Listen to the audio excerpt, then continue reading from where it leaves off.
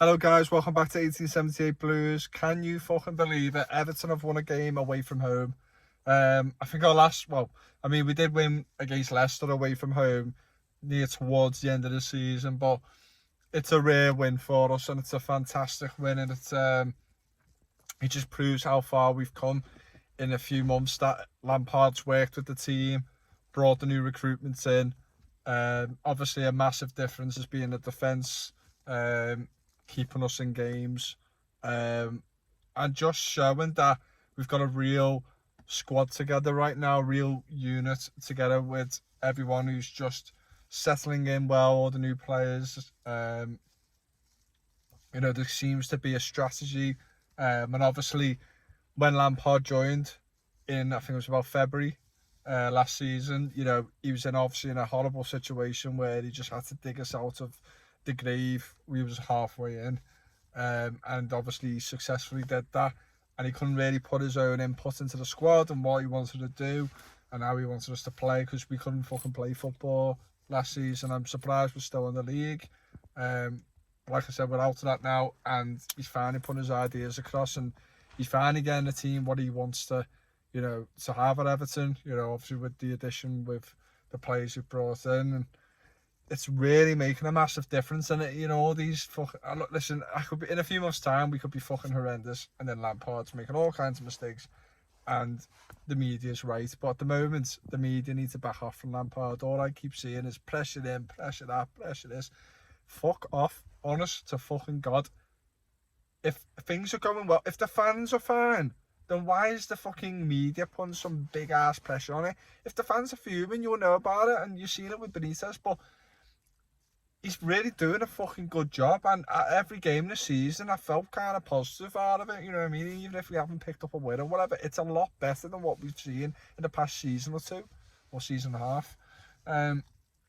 So I'm gonna fucking, I'm made up, and he deserves this win today, and he deserves, a bit of praise for what he's done. I was, obviously the game wasn't on TV, I didn't have the chance to see it, but I've seen the highlights. I've seen a bit of stats and obviously feedback from the first half, and then I had to come into work and just got let go early then. It was quiet, but yeah, at first half of just barely any chances. A shit game, to be honest, in the first half. Jolene Lescott and BT Sport was falling asleep. Yeah, it wasn't great. There was a few chances there and there, nothing major. I think like Onana got pushed in the box or something. He already headed it over from a set piece, and then I think they had a chance of Shea Adams, which Pickford saved well. And that was really it, to be honest. There's nothing much going on. The lineup was, as I said it was, apart from McNeil swapping with Gordon, which I was surprised with, but also not surprised with. Only surprised because Gordon's been scoring away from home, and he's been dangerous at times. He's been better when he's played away at home than at home this season. So I was a bit surprised by that, but look, if you're not in form and you're not playing particularly well, then you're gonna have to, you have to be ruthless. And yeah, I heard about McNeil in the first half, and he just didn't have a great, you just said McNeil's just not up to the pace, blah, blah, blah. I was kind of, fuck me, we've bought something bad here, haven't we? It just really lets him down, his pace. I think he could do so much more, because technically he's really good on the ball. His awareness and whatnot needs improving and stuff, reading the game a bit better. He's only 22, just remember, I feel like he's about 26 or 27. Because of how slow he is. He could probably easily play till he's about 40 because he's that slow. But yeah, just if you're slow, then you've got to improve on other parts of your game. And yeah, head down the first half, and I was like, fuck me, he needs to get off then. But fair play to Lampard, kept him on. And what Lampard's done a lot this season, which I'm not particularly okay with, is not bringing a sub on till about the 72nd, 75th minute, really dragging it out sometimes, where there's some stages in games where about 5-10 minutes we're getting battered, or we're just not getting a hold of the ball at all, which I get in games can happen regardless, and you don't have to always change when that happens. But I just feel like, I think it was the Liverpool game where he didn't put a sub on at all game. I'm just, I really don't want some of our players getting injured, the main starters getting injured. So, yeah, that was my worry. And I thought, if he keeps McNeil on for about 75 minutes or whatever, whoever else is underperforming, it's annoying, because them changes could make a massive difference in the game. But no, we kept them on, and then Southampton take the lead for a goal by a Rebo. Fucking a shite goal to concede, but it is just one of them. You know what I mean? Just drills into the bottom corner. Pickford couldn't get it. I think there was a mistake, or I think Garner Gay slipped over in the box. But there was Tarkowski and Cody there to block it.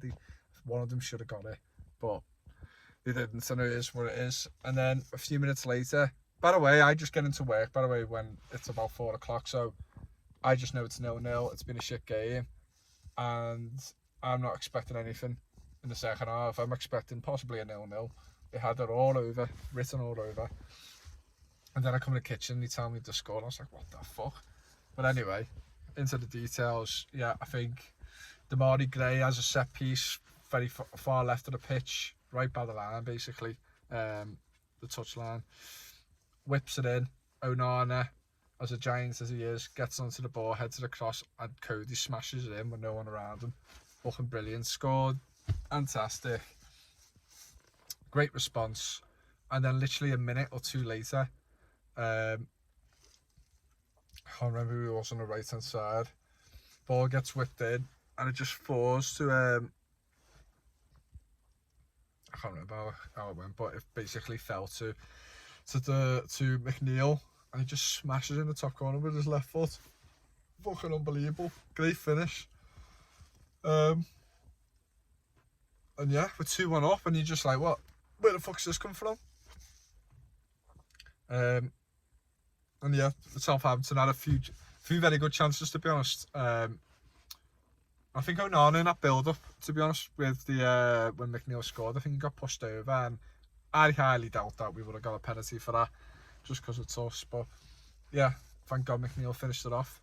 But yeah, Southampton had a few chances after that. Pickford made some great saves. When I say great, I shouldn't even say great, standard saves for Pickford, because he's a shot stopper, isn't he? And some of them are good saves. None of them were like world class, but they're very good saves. That's what he's there for, and it keeps us in the game. I think there was a scenario where they had about 2 or 3 shots in the box, and we just blocking, flying. Tarkowski just throwing himself to the ball. Just brilliant. Stuff like that is, which we seen at Everton at the end of last season with the defenders we had. Desperate though. Desperate. But this is like, it doesn't feel desperate with the defending. You know what I mean? It just feels like organised. We're not always too stretched as well. I just feel like we're so solid at the back at the moment, and it's not something I've not seen for a while. Really reminded me back in the days we had Jagielka and Distan and that. Obviously they had their own mistakes and whatnot, but it was a lot more solid back then. Yeah, brilliant. Armstrong, I think, had a chance. I'm pretty sure Shea Adams had another one. Elianusi, I think he come on, had a chance as well. Can't really recall. Yeah, I think I don't even know if we had many chances ourselves, to be honest. I think Damari Gray should have finished the chance, but I don't think it was on the highlights, unless I've completely forgotten about it. But it was on one of the when I was checking the updates, I was seeing like a Twitter post and going like, Damari Gray should have killed that off, should have scored that. So, we had chances ourselves to bury the game, and listen, we come out with 3 points, and that's all that fucking matters. I couldn't even give a shit now about performances or anything. Get them points on the board. I mean, how many points did we get last season? 37 or something? 39 or something? We're already about 20 points, 29 points away from that, and we're not even nowhere near the halfway stage yet. So a brilliant start to the season. I think you might laugh, go 2 wins and 8. Are you fucking joking me? Blah, blah, blah. Listen, we haven't lost in 6 games. I will fucking take any little unbeaten record like that, because we're known for the team who just either win or lose, mostly lose. So then getting them draws as well, which obviously we've discussed about. We should have potentially won some of them, but it's better than just getting battered every week or just losing. So it's a really solid, I'm not going to say amazing start to the season, but it's real, for us it is. But for anyone else, it's a solid start to the season. You know, it's gradual. You can see the team getting a lot better every single game. I was worried with Coleman in today, even though Coleman's a true professional, blah, blah, he's got a mistake in him. Yeah, he's still done very well. And, you know, we've got the likes of, unless another players can get injured around then, you know, I hate when people go, oh, you wait till we get this player back. Well, you don't know if one of your other big players are going to go out, and then it's another issue. And with Everton, we will get numerous amounts of injuries throughout the season. I've never seen a team like it in my life. But if we don't get any injuries, which is highly impossible to be honest, we got like Holgate, Godfrey coming back. So obviously if Coleman got injured, and you know, in the space of these 5 weeks when Patterson is out, you know, Godfrey can fill in there, Holgate can, because they've got speed. Yes, they got a mistake in them, but we've just got quite a bit of cover at the back, which is which I feel good about. We've got a few options in midfield now. You know, you've got to wait for Townsend to come back as well. That's a different type of option, a very different type of player. Wouldn't ever start him and McNeil in the same team, no, because that is just, you're not fucking getting anything there. They're good players in their own day, in their own way, but you need pace in the Premier League, and yeah, that should never happen. And then you've got like Dominic Calvert-Lewin coming back. Don't know what's happened today. I heard he had a little other injury in this week, but I don't think that was anything major. I just think he's just making sure he's completely fit. But he's been off for 2 weeks, and he left him out the last game. So it must be another little strain or something he's done in. I don't know, but it's fucking ridiculous, isn't it? And I'm not blaming Dominic Calvert-Lewin. You know, it's not his fault. No, it's no one's fault if you're injury prone. But I just don't know how the board didn't see this, that you can't just have him as the main striker, and left it very late to get Mopé in. It should have really been a big priority for us, because if you don't score, you don't win games, and then you're fucking struggling.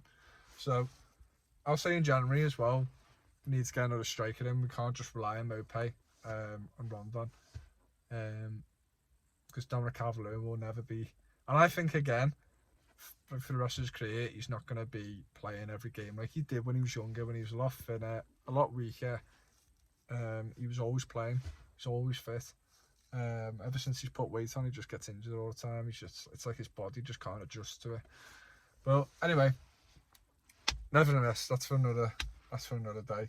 But fantastic win, up the fucking Blues. Let's see where we can go from here. I have no fucking idea who we got next. Oh no, we do. Man United at home, which is going to be a tough game, because if we get beat by City, it's a very, you know, I can't see United after the little positive run they've had, losing 2 games in a row. I can't see it, so we have to fucking see. But yeah, brilliant win, and we move on to the next. Read up. Anyway, like, comment, subscribe. I want to get this video, should have probably said this at the beginning, try and get this video to 15 likes. I'm pushing it. I know I'm not even fucking reaching 10 at the moment, but let's get 15. Yeah, comment, subscribe, all that kind of jazz. Help me out. But anyway, I'm out.